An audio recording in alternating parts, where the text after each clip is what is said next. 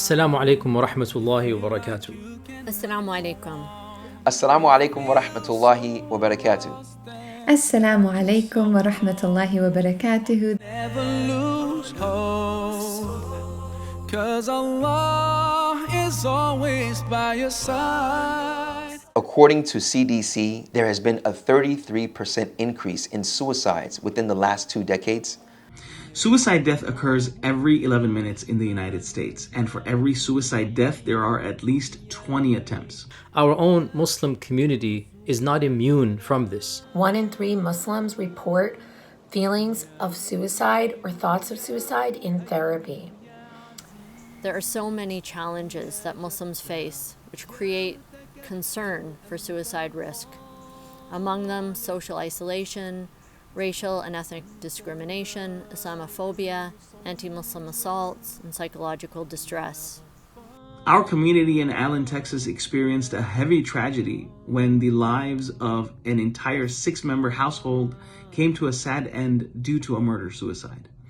Now, although our community faced the brunt of that grief, the shockwaves were felt way beyond our city and our national borders. When it comes to suicide, it's poorly understood in the Muslim community and way under-researched. And our imams are not well equipped to deal with these issues. Unlike other medical-related deaths, suicide is 100% preventable with the proper support and tools. And we of the religious community need to train our own leaders to be the first line of defense.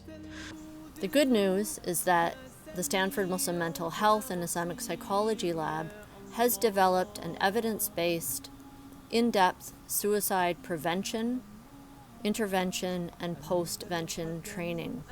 The post-vention or crisis response has been utilized in many Muslim communities throughout the U.S. I was fortunate enough to attend Dr. Rania Awad's emergency suicide post-vention training. I myself have attended an online session and found it very beneficial.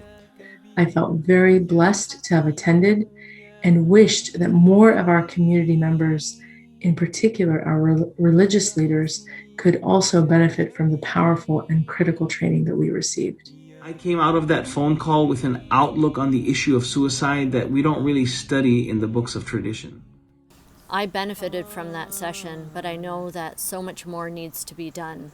I urge you to back this project. I urge you to contribute towards this project. Please support Maristan's mission to train 500 religious leaders by 2022.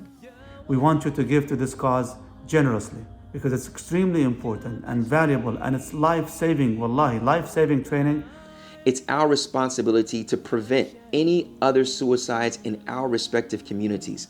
And remember that Allah subhanahu wa ta'ala tells us that whoever saves one life, it is as if he has saved the life of all of humanity. And you won't know whose life you will be changing or whose life you will be saving.